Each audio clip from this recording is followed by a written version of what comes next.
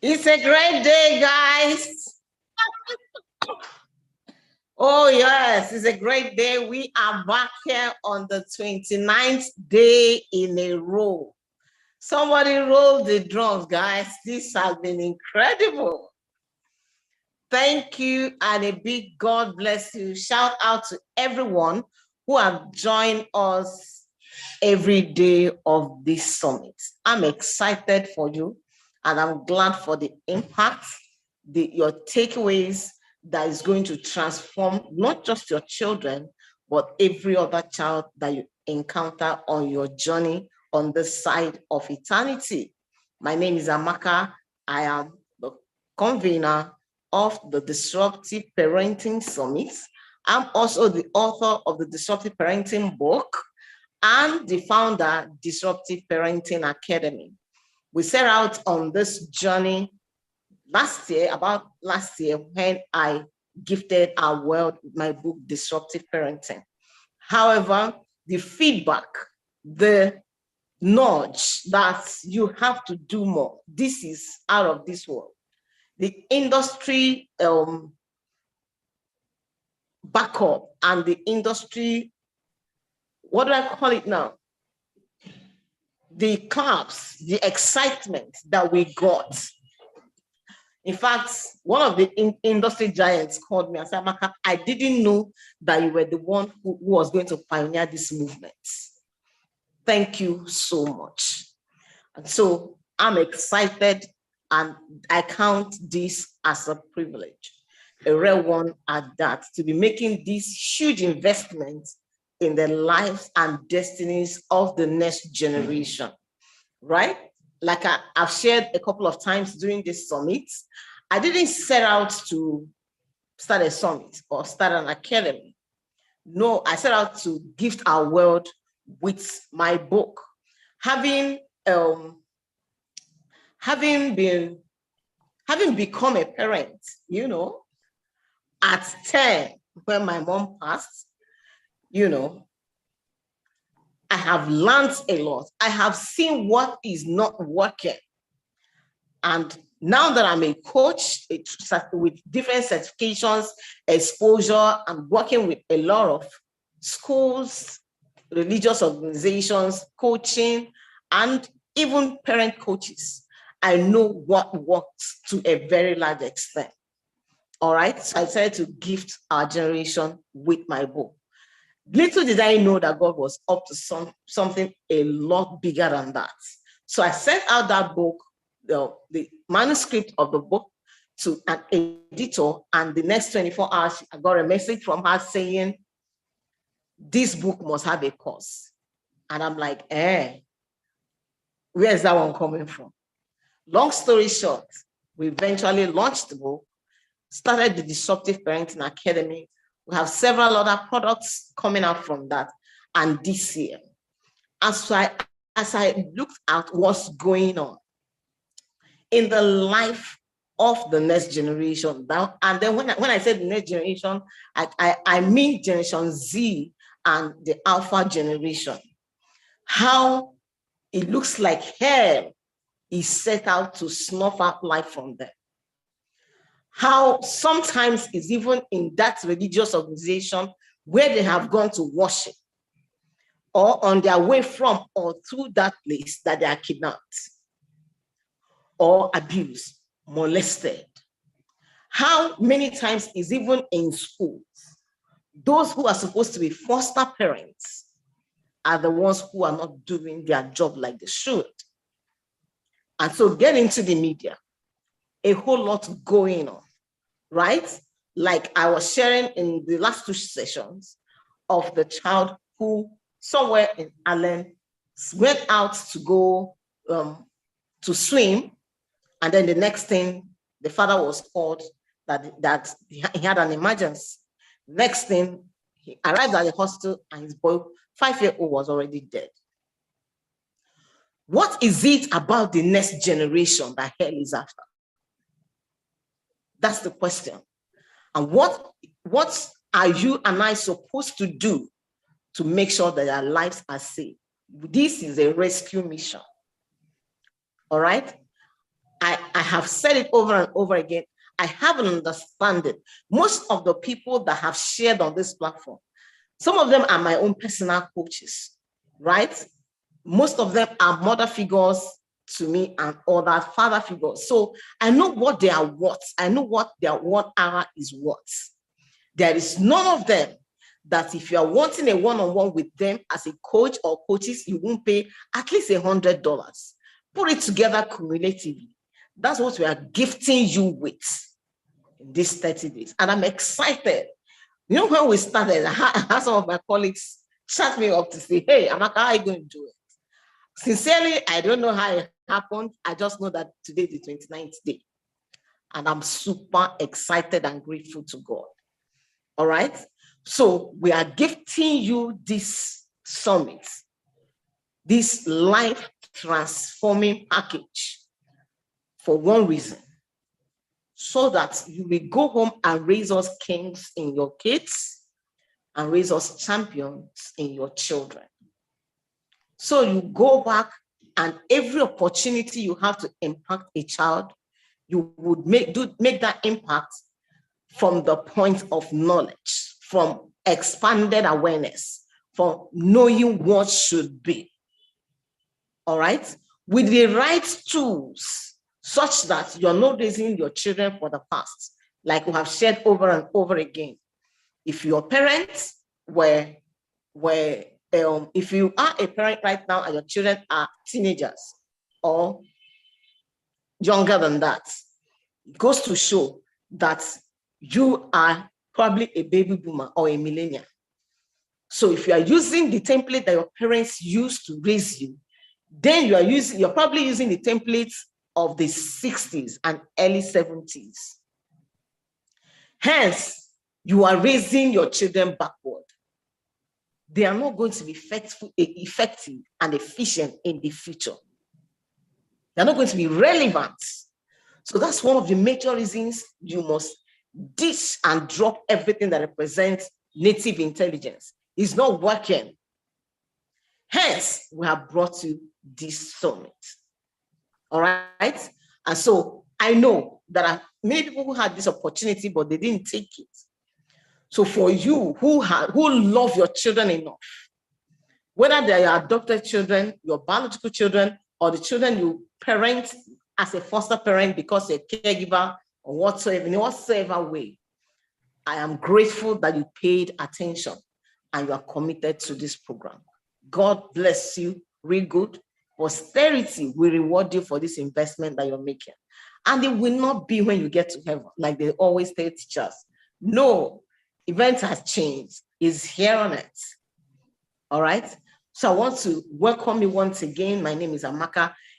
If you are right now on and you have not subscribed, please go ahead and subscribe to our YouTube page, like the video, and click the notification bell such that every time I come online or we come online for this program and then or I upload a video, you will be notified, right? Welcome to Disruptive Parenting Summit 2022. This is the premier edition and this is day number 29. This is a 30 days journey, guys, and I'm grateful, right? Okay, moving forward, today we have someone I love so much. My personal mama. I'm gifting you people, all the people that I'm drinking from behind. So you guys are better maximize this opportunity. All right. So she's one who, in fact, she has many parts, which is why I love this session a lot. She's a mother. In a bit, she'll be a grandmother. In fact, she can pass for a grandmother because all the children that graduated from her school, many of them are married with children. All right. And then she's a mother herself. So she's feeling whatever it is that you're feeling as a parent. And then she's a school owner. All right. And then so you understand as an entrepreneur what you are going through running a school. So today, this session is focused and is tailored to you if you are a school owner, or you're an administrator, or you're a teacher, or you just walk around the school system one way or another. You are in the right place for this transformation to happen in your life today, right? So without much ado, I just want to say a big thank you and welcome with the Disruptive Parenting Summit Ovation. I welcome my very own Mama Esiri. Welcome on board. Drums rolling. Amaka, will you stop? My name is Ekimi Esiri. Thank you so much. Are we on now? Yes, ma'am. So go ahead. All right. Thank you. Thank you so much. Amaka sent me on an errand today. So I just want to share. I want to share with you some of my thoughts about how schools, as school owners, as teachers, we can how we can collaborate in raising wholesome children. Amaka, am I right? Yes, ma'am. And she was giving me 30 minutes. So we're going on a very fast journey. All right. Is this summit Christocentric? So I need to know the words to use. Is it Christocentric? Is it? Is it Christocentric? Yes, ma'am. Okay. You can fly, yes. Yeah. Yes. Yeah. Okay. Thank you so much. Welcome, ladies and gentlemen. I trust that the other sessions have been very amazing. Amaka, I want to say a big thank you for this work you're doing. It can be very difficult and challenging, this parenting stuff is actually very challenging because not a lot of people key into it. Most times when you go to speak in parent education events, people are like, oh, we all grew up that way. Our parents brought us up and we're fine. But like you rightly said, the times have changed. There's actually a cultural shift.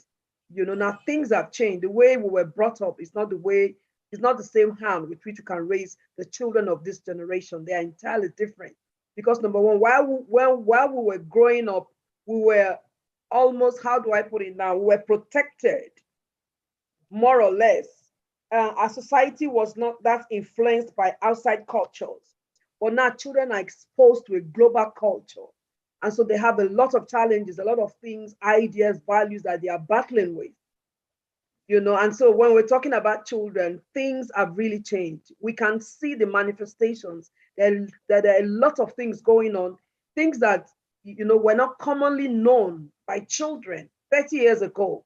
Now children are exposed to it just at their fingertips. So we live in very interesting times. It's a potpourri of the good, the very bad, and the ugly. We're experiencing major shifts in our culture, in our values.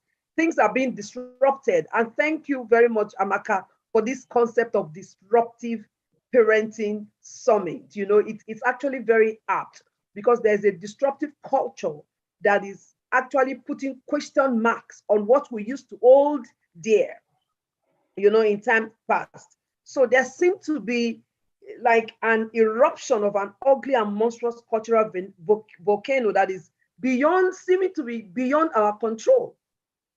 Questioning everything, all the foundations of our faith, foundations of our culture are being disrupted.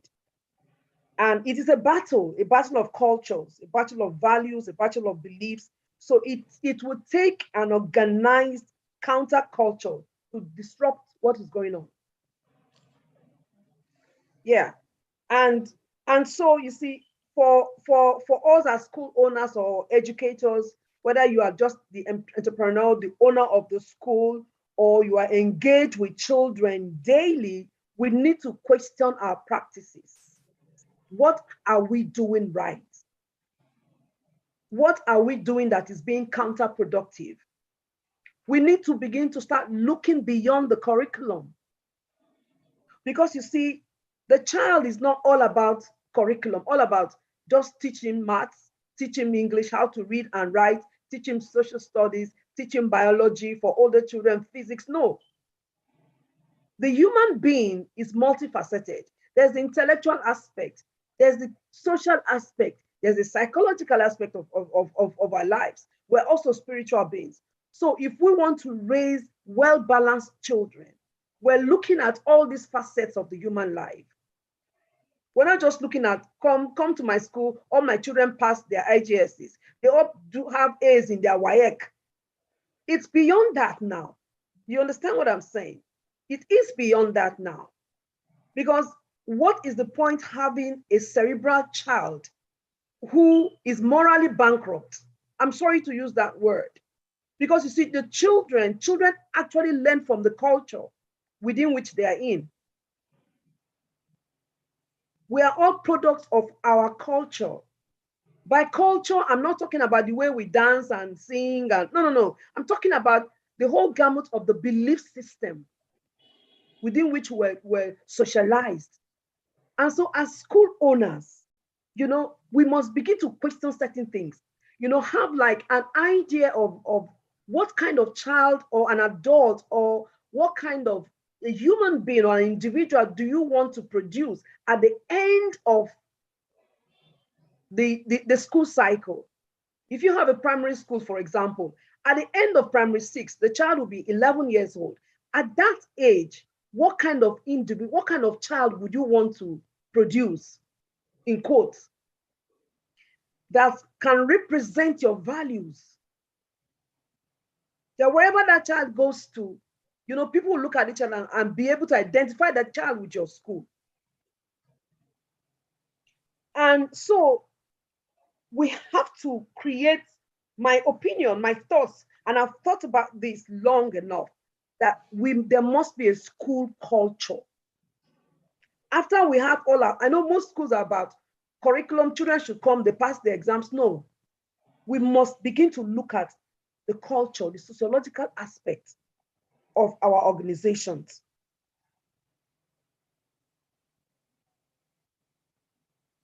So meeting these various needs of the child is very important. The child as a spiritual being, what are we doing to foster that aspect of the child, to nurture the child spiritually or morally? What are we doing in terms of intellectual, that is actually taken care of by the curriculum, right?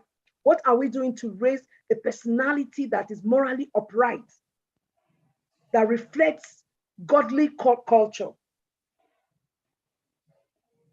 So our job as school owners, it is actually very, very, very, very important. Beyond the family, the next place where children spend most of their time with during the working day is the school. I mean, in our country, children spend at least between 7 to 8, 9 hours in the school. Yes, from morning at about 7 o'clock, the children resume. Some children are even there before 7 o'clock. 7 a.m., the children resume. Most children are at school until 3 p.m. That's about 8 hours. And in some other schools, they still stay behind for after school services. So some children spend 10, 11 hours at school. So their whole life, half of their day is spent in school apart from weekends. And so we have the opportunities just come calling to do great things with children. And it is a high calling. I see education, having a school, as a high calling and an opportunity, as a Christian especially, an opportunity for missionary work. So I mean, we have to shift a little bit from I'm just running a school to I am having church. Amaka asked for your permission. Is this Christocentric? You said yes. That's why I'm going in that direction now. Yes. Yeah, I hope I can continue. Yes. Your school is your church. Your school is your church. And you can do whatever you like that God has permitted you to do. So there must be time to feed and nurture these children. their spiritual needs must be met. And that begins with you and I, because we cannot give what we do not have. We must know what we believe and whom we believe, and then pass it on to the children. But first of all, it begins with us. It takes a whole adult, an adult that is whole, to impact a child to become whole. We cannot give what we do not have. We give only out of the abundance of ourselves. So we have to revisit ourselves. Who am I? We must ask ourselves those questions. What am I about? What is my purpose? Beyond making money, beyond the business aspect, what is the purpose of my school? How do I want to impact the next generation? Taking into consideration a lot of things that are going on now in our world. We are all aware of the things, the challenges that children face. I mean, it's easy for us to point at the child is bad, to point at the parents, this. But you see, we're dealing with a culture. It's the whole of society. We're dealing with a culture. And we are part of that culture, but we can actually have our own counterculture within our schools. So creating a culture, for me, school culture is very important. Now, what is culture? Culture basically is ideas, customs, and the social behavior of a group of people. And culture is constructed. There's nobody that is born with culture. We create culture. The culture, if you say the Igbo culture, the Niger Delta culture, it is all, there's nothing like, oh, this is our culture, we can't change it. If something is not working, you can deconstruct it and reconstruct. So as a school owner, for me, it's very critical for us to create a culture with a picture of the kind of adult we want the children to become. And so we begin to train them. Permit me to use the word, indoctrinate them with a godly culture. Because you see, if we do not speak to our children, if we don't pass our culture to the children, godly culture to the children, there's a counterculture out there which is waiting to take them over. If we're not like, it's like as a parent, if you're not speaking to your child, somebody else is speaking to the child, whether you like it or not.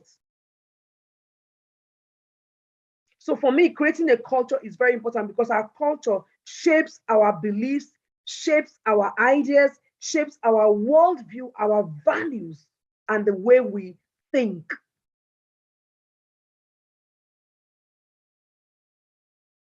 So you want children to think in a certain way, you have to set everything down by yourself. Think through it. This is what I want in my school. This is the culture I want, and then pass it on to your teachers. So there has to be retraining and retraining, training and retraining of the teachers. The teachers need to believe in the vision. Because you cannot work alone as a school head. You can't be in the class. You can only be at one place per time. Now, constructing a culture, a school culture, is not easy. It takes time. But then for me, consistency brings results. I mean, if you keep doing something repeatedly over and over and over again, then it sticks. But then at the beginning, clarity must be in place. We must be clear about our values. We must be clear about standards, what we want in the school community, because we're dealing with human lives. So through the culture, you train the children in godly values. Another important aspect of the cultural change is bringing in the parents. Parent education. I'm not saying parenting education, because you can't teach a parent to parent his child, his or her child. I'm talking about parent education. That's bringing the parents on board about your school culture and what your intention is. A lot of parents will buy into what is good because they are also facing a lot of challenges with the outer culture.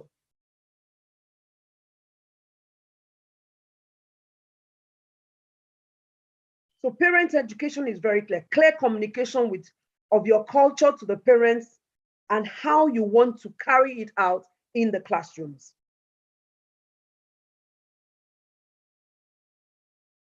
You know, I had a conversation with some group of teachers once, and then we're talking about personal transformation.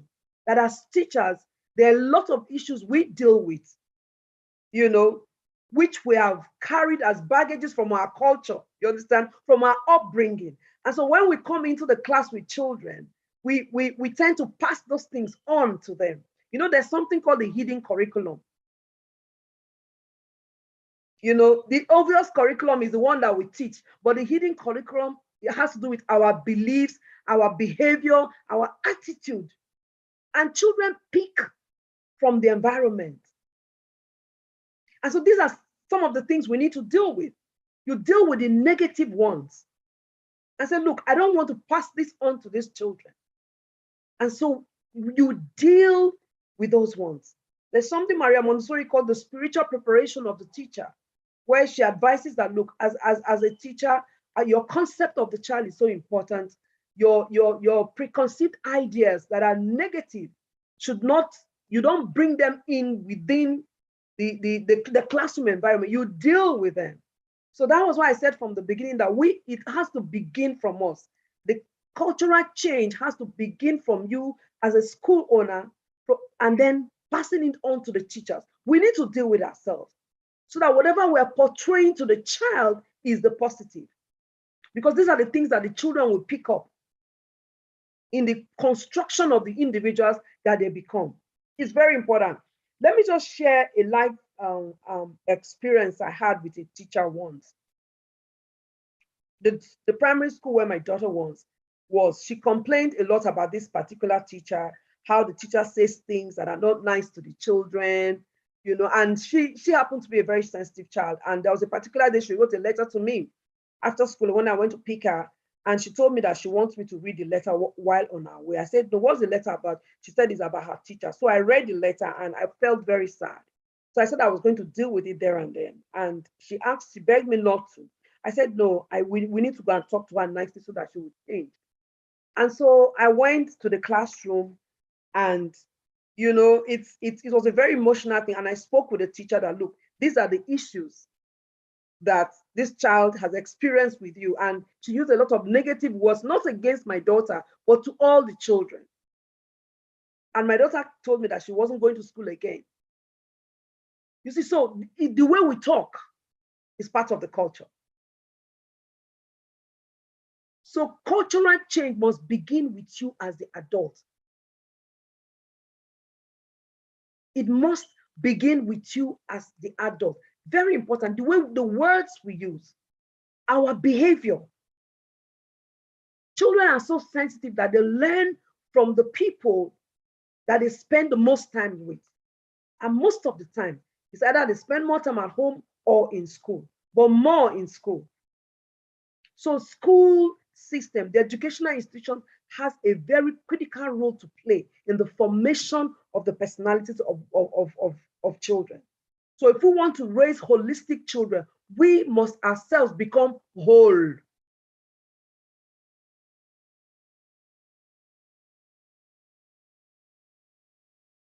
We must ourselves become whole. Revisit your values. Revisit your beliefs about children. Because sometimes the way we deal with the child, we pass on negative vibes to children. We disrespect the child, and then we expect the children to become respectful. It's not possible. We use abusive words to children, and then we expect them to use kind words. In fact, in the same classroom where a teacher is teaching about being cautious, and a child is just being a child, maybe makes noise, you see an adult correcting that child with rude words. Meanwhile, the teacher was trying to teach being cautious. Can you see the contradiction? And then that brings confusion in the minds of children. So consistency is very important. You see, this point for me cannot be overemphasized, that wholeness begins with you and I.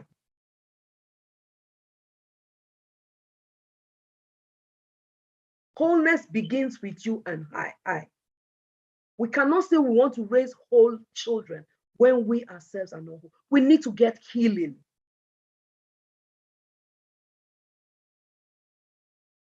A lot of us are hurt, and we take those hurts to the classroom. We pass the venom on to the children. A child does something, just being a child, and then you shout at the child. It is not because the child has done something naughty, in quotes, which is the word we always use, where children are just being children, that is being naughty, but it's because you are hurt. You were hurt before you came to the class. You haven't dealt with it. Deal with yourself. I know why I'm saying this. There was once I was in the primary school. I was working in the primary school at the time.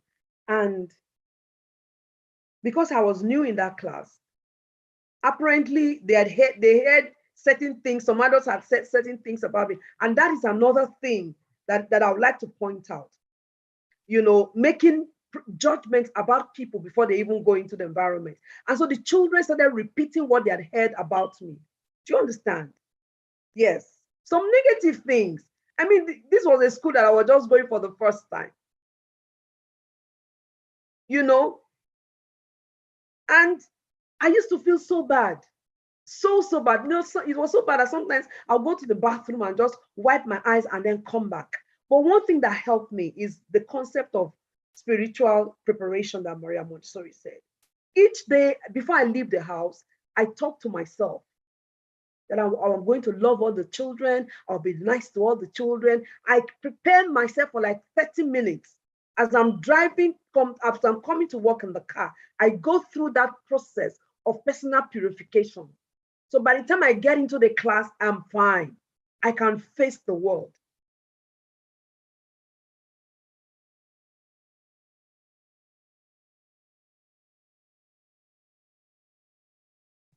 You know, so, you know, I don't know why I'm emphasizing this, but you see, for me, it's very critical. It's something we don't really talk about. It's very important. Let me share another story, still about one of my children. In a secondary school, the children were just, her friends and her were having a conversation with one of their teachers. And another teacher who was in charge of the hostel saw her, who was like no, not the matron, but one of the ladies in the hostel saw her and her friends, and she just walked past. So by the time they got to the hostel, the woman called her and asked her what were the conversations they were having with the other teacher. And they told her. She said, no, that wasn't what we were talking about, and told them to write statements. So they wrote the statement, they wrote exactly what happened. And she told them, no, that wasn't what happened. But she wasn't there. She told them exactly what to write. And then she used certain words that were not nice. So when my child told me, I was very hurt. So during the visitation day, I went and I made a complaint. You know, she used words like, you are slimy, you are snaky, you are sneaky, you know, such words. So I queried it, and the day the lady now saw me, I insisted that she must apologize to all the girls, which she did. Not in my presence. I left the school because I really made trouble, you know. I left the school that evening. The next meeting was to go and pick her from school for holiday. And the lady saw me and she approached me and apologized and said she's sorry. She didn't actually use those words. She only used one of the words. You know, I said, no, if you used one of the words, you must have used all the words. That children don't just lie like that. You know, and I asked her, I said, I remember that you are her teacher and you're also her Bible study teacher. That you have just lost children. That's what I told her. So you see, that actually impacted the girls so much. So our cultural upbringing must be dealt with. Or else we lose opportunity to build children. We lose opportunity to impact lives. There are a lot of people, you know, Amaka, you mentioned something which is very important, that sometimes children go to worship centers, religious gatherings, and that's where they get molested. It's true. That's where they get discouraged. There are a lot of people who meet so-called Christian teachers, but who, because of their experience and their encounter with these so-called Christian teachers, make up their mind that they will never go to church again because of the behavior utterances of those teachers. So we must model positive morals, model positive values to children. Okay, so as a school owner, you drive the culture, the school culture, you train and retrain your teachers. Engaging with the media, for me, is also very critical. We must be aware of what is going on in the world, because children are aware, they know what's going on. So don't think they don't know what's going on. Sometimes, you see, bring up these topics in the class. There should be another subject called global perspectives in all schools, where children are exposed to what is happening and then tutored on what to do. It's better for the child to be prepared before he meets the challenge than to meet this challenge and not know what to do.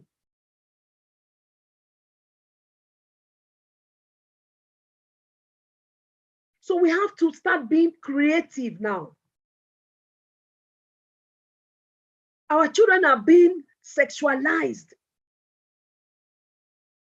We must deal with it. That is the generation they are in now. In my time, it wasn't like that. Before you see a pornographic magazine, you must go out to look for it. Now it's right there in front of them. What about music? The songs that we hear in the air.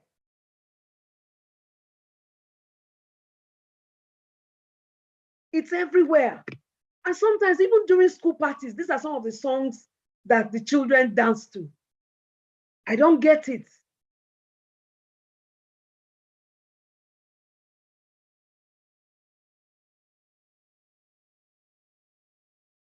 It is not too much for a school to be very, very aware of the things that are going on. We have more responsibility now as educators. Because you see, one child that has been exposed can expose other children.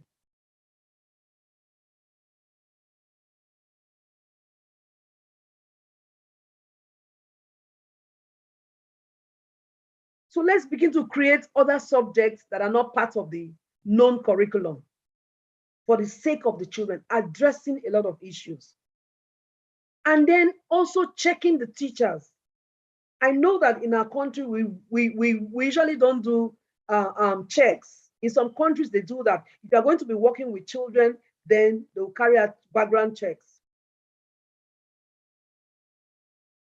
Because sometimes some of these bad or negative vibes come from the teachers themselves. No matter how good a teacher is in a subject, if he's morally bankrupt, he's not good enough.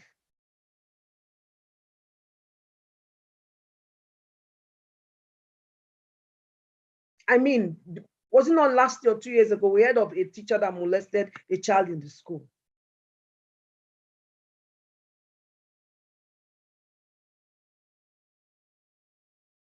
So we're dealing with a whole lot, and the children are dealing with a whole lot. So we have to create time to infuse values during the school day. And it shouldn't come once in a week.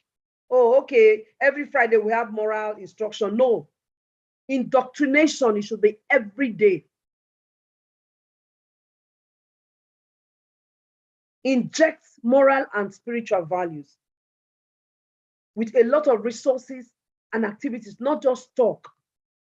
And let the children also speak.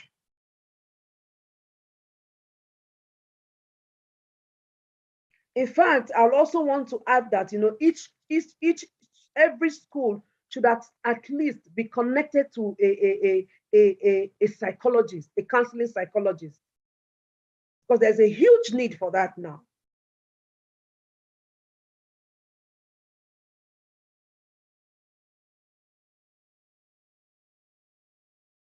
And in addition, I'd also want to add that it is necessary for us to create school communities. Sometimes it can be tough reaching out to other schools because each school trying to protect, his or her own turf, and that doesn't make sense to me. I remember when I started, I had a lot of issues. I went around, I was so naive. I went around visiting all the schools, telling them, look, I just came in the neighborhood. And one lady came to me and said, what do you think you're doing? I was like, what do you think you're doing? You better stay on your own and do your business. Can you imagine that about 3 other school owners came to my school just to come and spy?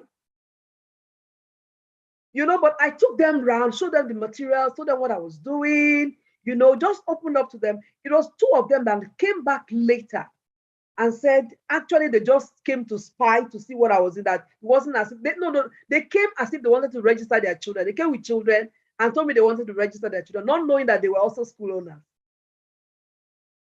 So we should stop all that competition. It's not necessary.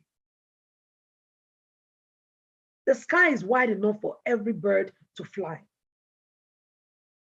So creating school communities is very important so that we can discuss the various challenges that we have and how we can tackle it. So that we can also speak as one loud voice. One lone voice in the wilderness is not enough. The more we are, the better. A lot of things are going on in the media now. But if we come together as schools to speak out, I think we'll be heard. So creating school communities is very, very important. Creating a strong parent-school partnership is very, very critical. Creating a formidable staff, that are trained in godly values and morals is very important.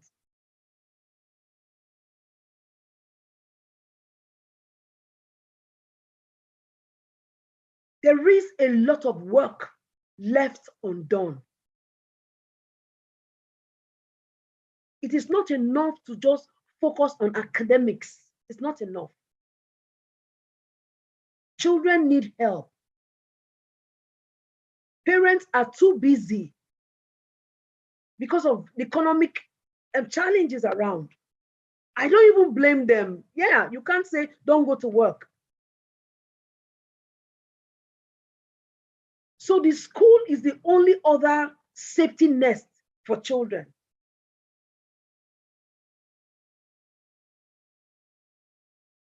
And when the children come to us, we must make them feel safe.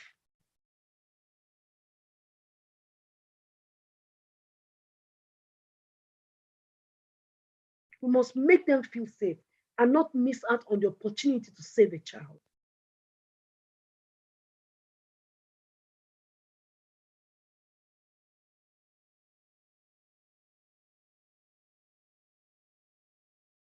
There is a lot of work to be done, and God is depending on us. The service to humanity is service to God. And you see, at the end of the day, as Christians, at the end of the day, I believe that, Maka, you also made mention of it, that our reward is here on earth. We will be rewarded, but God will also ask us, those children that I caused to pass through your hands, how did you deal with them?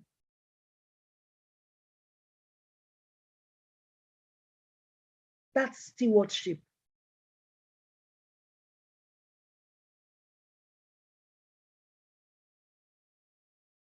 That child that passed through your hand, how did you deal with him? That life that I gave you to nurture, how did you nurture that child?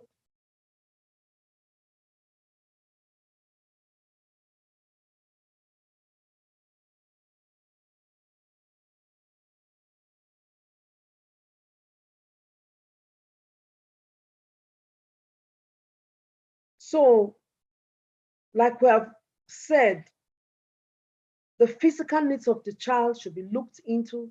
The spiritual needs of the child should be looked into. The intellectual needs of the child should be looked into. But all of this can only be possible within a culture. So creating a culture that will disrupt what is going on is our core responsibility.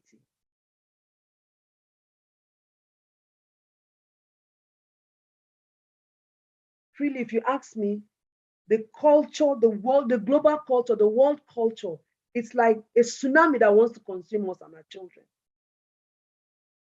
We have to think of a creative way to disrupt it. And I believe that as we seek the face of God, that God will begin to reveal things to us on how to go about this. I hope you have been blessed. Wow, thank you so much. Thank you so much. The school is a church. Wow. The school is a church. Yeah, it's your church. That's your church. That's heavy. Yeah. That's heavy. That's a major food for thought.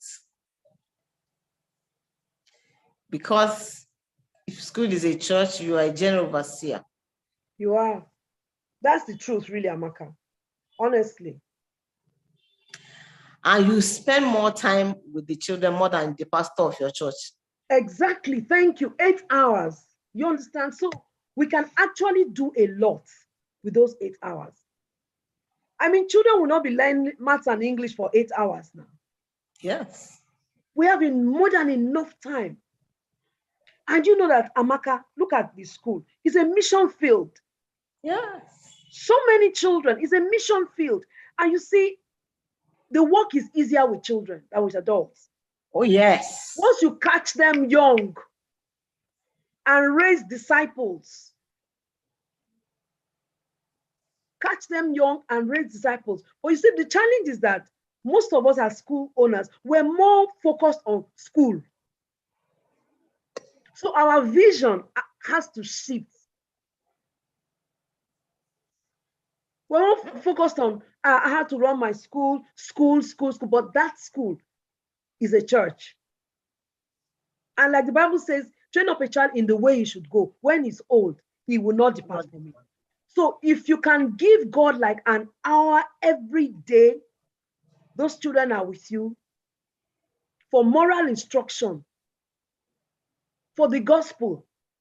By the end of 6 years, that those children will be with you from primary 1 to primary 6, you would have raised an army for Christ.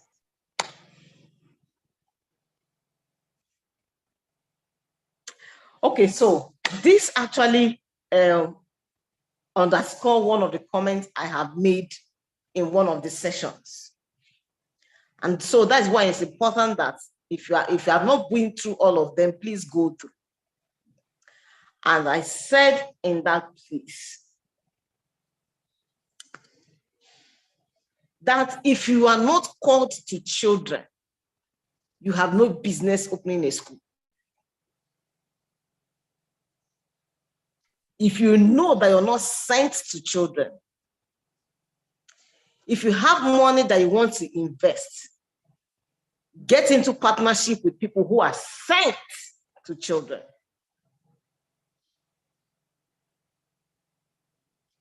Because it's one who is sent that we know that this is a church. It's one who we know that who is sent that we know that is beyond passing English and maths.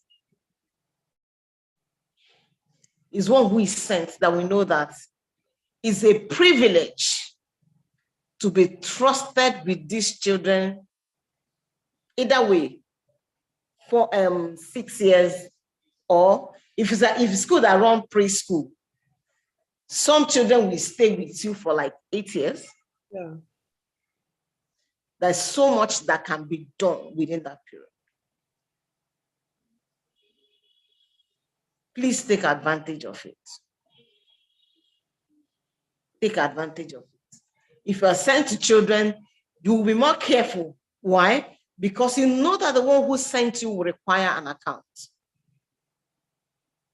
So it will not be only about the parents and how much school fees they are bringing or they are not bringing. All right. I pray that we'll take home, we are putting down what we are going to be doing differently. I shared in one of the sessions that you need to take journal what you are doing and what you're going to do differently. And then journal what you're going to stop doing. Because if it's not working, there's no need of staying on it. Yeah. All right. So thank you, Mama, for coming. Thank you. You're welcome. Thank you. There's so much in this moment that we have shared in this 30 minutes or thereabouts. Deep things, very deep things. You will mention how recruitment should be done. Who should be and who shouldn't be. No matter how good you are with English, math, physics, chemistry, biology, if you're morally bankrupt, you are a misfit.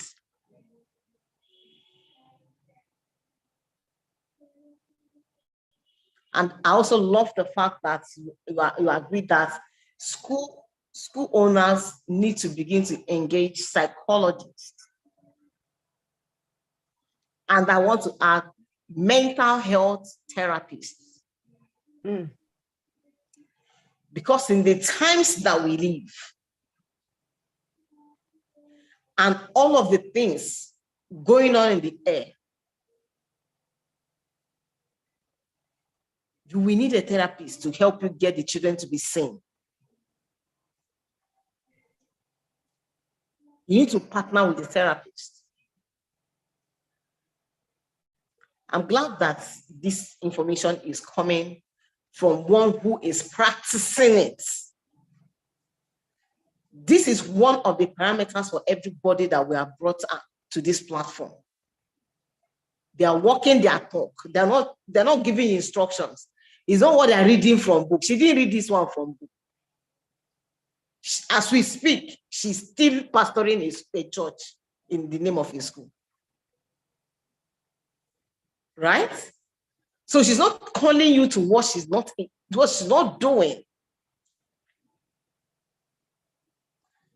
We have school owners who don't want to hear from any parents, and so they don't have parents forum.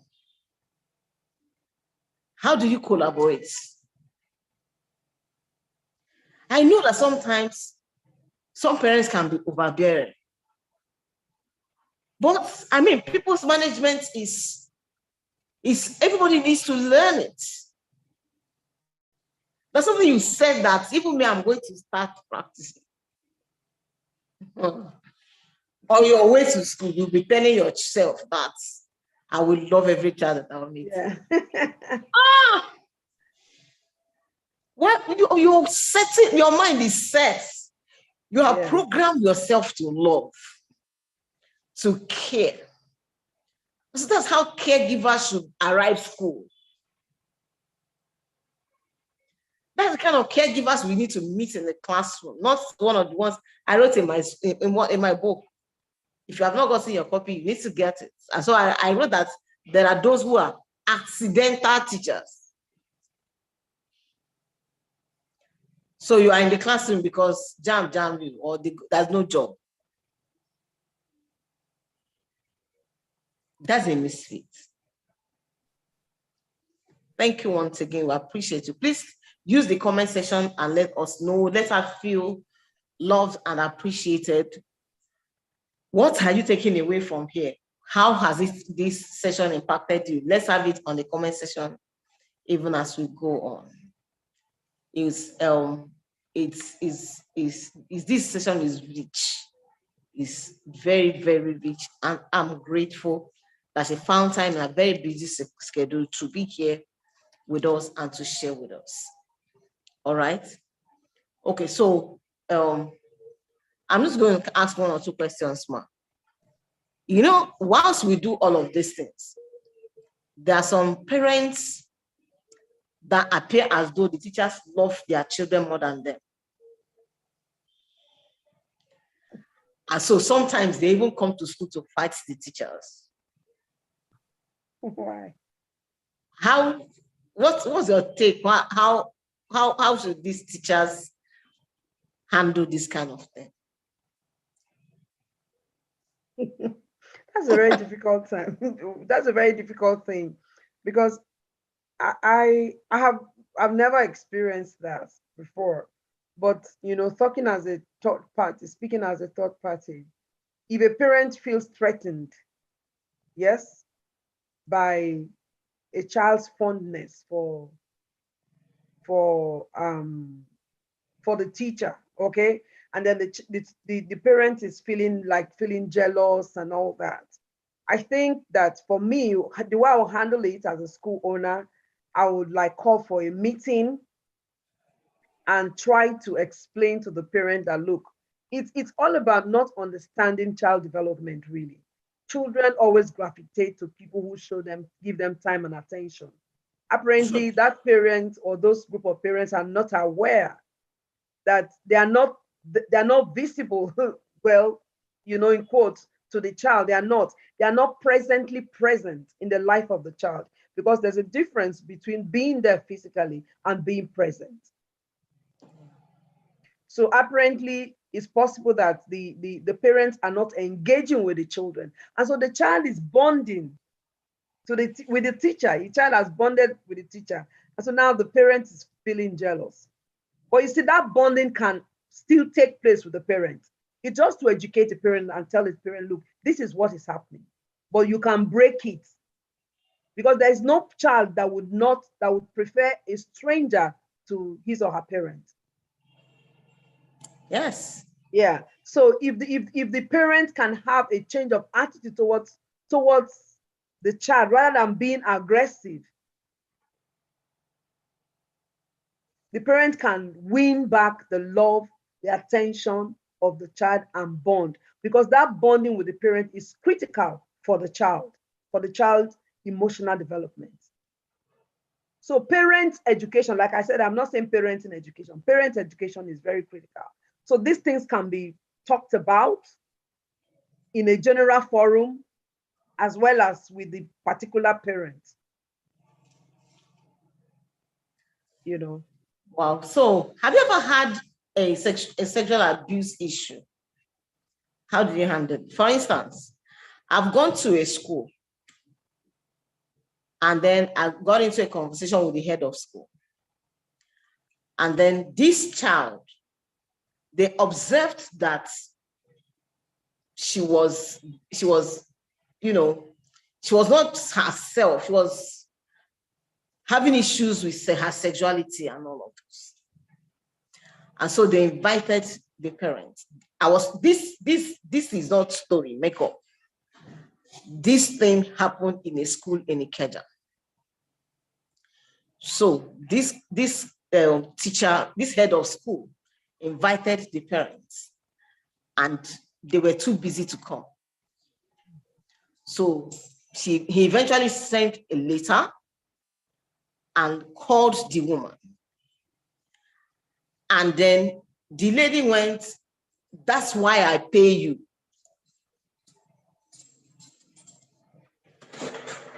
So time passed. Unknown to this lady, that was when this child, their family friend, started abusing this child. So as time passed, she now started molesting other children. You mentioned something like that. Was it a woman that was doing that? Yes. She is even the one that's available at all. Her husband was not available at all. Okay, so the child now started molesting other children. Other children. Wow. Eventually, the girl was caught. And then the story blew up. The woman now eventually had time and was crying.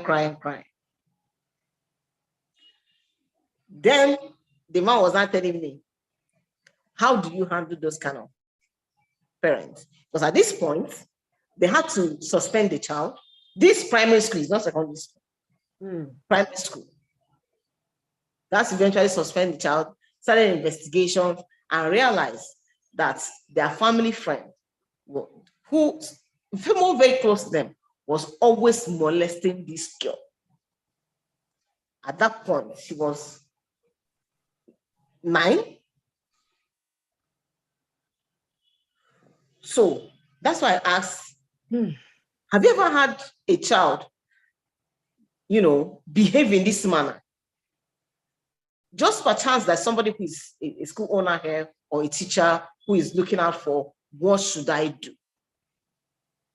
The thing, no, I've never had a situation like that, but like what you just said, what I picked from you, one of the things I picked from you is that you can actually, there are actually telltale signs, especially if a child that is this boisterous type, always happy. There's a way, when you are used to children, there's a way they behave and you can pick it. If there's a change, you can pick it. So from those changes, you can actually tell or begin to ask critical questions. What's going on? Are you okay? If you ask leading questions, not no or yes or no, open-ended questions, you can actually pick certain cues from the children. Sometimes you see, you tell, like I work with young children, you can tell if they didn't sleep properly, because sometimes they come to the school and after the first hour they are sleeping. That's not normal. It's either the child is not feeling well or he didn't sleep properly. And then you get to hear things like, my mommy and my daddy were fighting. You get to hear things like that. Oh, we're watching a movie, something. So like with me, young children, we always have that circle time is a time to talk. We can stay like 30 minutes just talking. I want to find out what has been happening. And they are always very open to talk. So being very observant is very important. So we can pick certain things. Sometimes I just throw random stories and then they begin to open up and talk. So like I said earlier on, you see, the school now is not just come and learn English, come and learn maths. No, we're supposed to take care of the whole child, their emotions, their social interactions, the kind of values they are learning from one another, and from outside influences. Especially over the weekends, those 2 days are so important. By the time they come back on Monday, there's always one new thing or the other. And then if you decide to look at your school platform as church, you are able to tackle certain things. From the stories you hear, immediately you nip it on the board. Now, I'm not going to say that you do a perfect job, because we just have the time that is available to us, but we should maximize that time. That's just my emphasis. Maximize that time. But going back to your question, no, I've not had an issue, that kind of issue in my hands before. No, I haven't. But if I have a parent like that, you see, sometimes as parents, we don't give children the time that we should give to them. We give more consideration and time to our businesses, to our careers, that will actually eventually leave, because one day you'll retire. But your child is your child until death do you pass. So if we as parents will begin to look at our families, our children as a critical part of our lives, I think things will change. You can imagine if this parent considered coming to school early enough, maybe some things would have been nipped in the bud. Yeah. Maybe. But time passed. And then we had crisis in our hands. I'm not blaming her, because we're all in this rat race. But sometimes we need to call ourselves back. and ask ourselves those critical questions. What are my priorities? What should be my priorities at this time? And try to meet both family needs, meet your parenting needs, meet also your career needs. It can be tough, but it's only for a season, because we don't have the children. By the time children are 18, 19, 20, they are already adults. So those few years they have with us, I think we should invest in those years and help them to become the adults that we'll be proud of. Awesome. Okay, so guys, who else observed that the two questions I asked her, she had not had the experience before? Does this point say anything about the school's culture? Because if you are intentional about the culture that is prevalent in your school, certain things will not happen. You won't have certain experiences. I want you to take this culture home. Go and think about, go and sit with it with yourself. Then sit with it with your team. If you need someone, if you need assistance, please reach out and get help. But by all means, don't stay where you are. By all means, take a step forward. By all means, maximize every opportunity you have to make investments in the life of these children. I mean, it's just, notice it. She has not had any. How long have you been in school? How long have you been teaching? So many years. Do you understand? Decades. She has not had it. I mean, how is she going to have it when she's walking in the morning and that's therapy in itself. She's telling herself today, every child that I encounter, love, that's what I used to baptize the child. There are certain things that cannot happen in an atmosphere of love. Let's create those empowering environments. Like she said, every human being is a product of two, their nature and their nurture. Again, every human being is a product of two, their nature, which is God, and their nurture, the environment, the culture that raised them.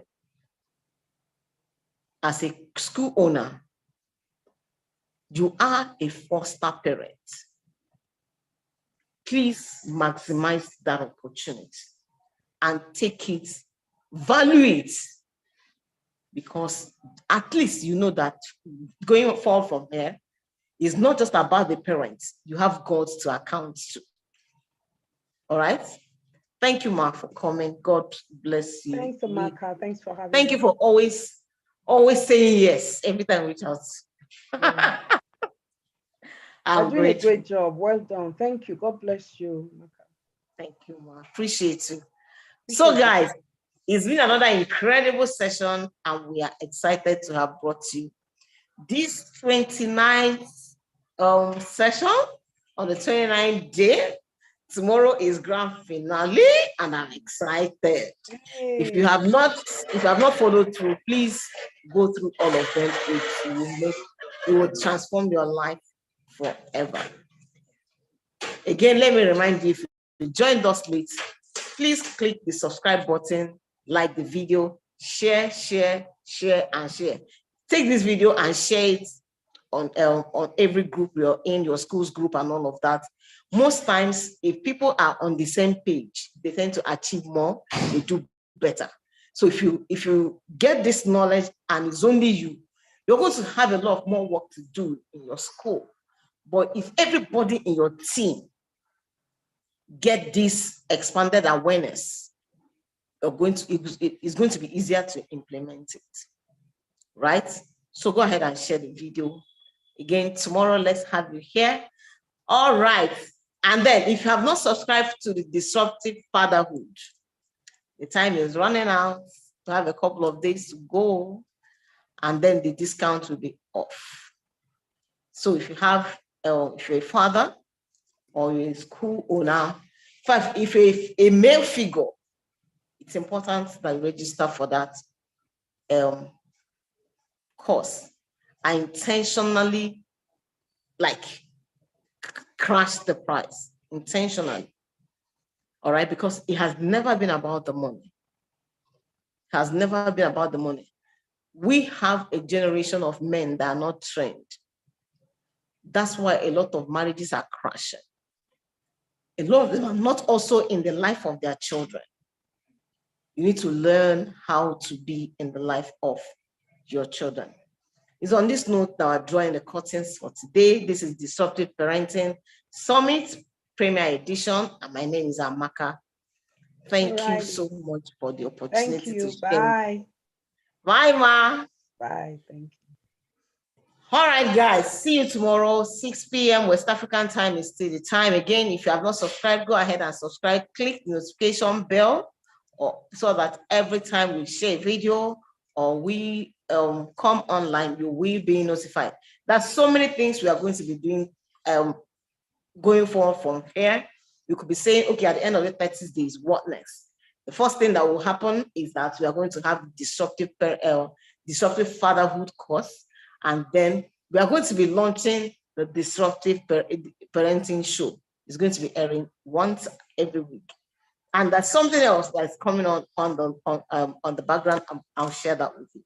But please make sure you stay connected. I am glad that you allowed us to impact your life these 29 days. God bless you really good. Have a very wonderful evening. And please, as a school owner, help us to be an incredible foster parent. Bye.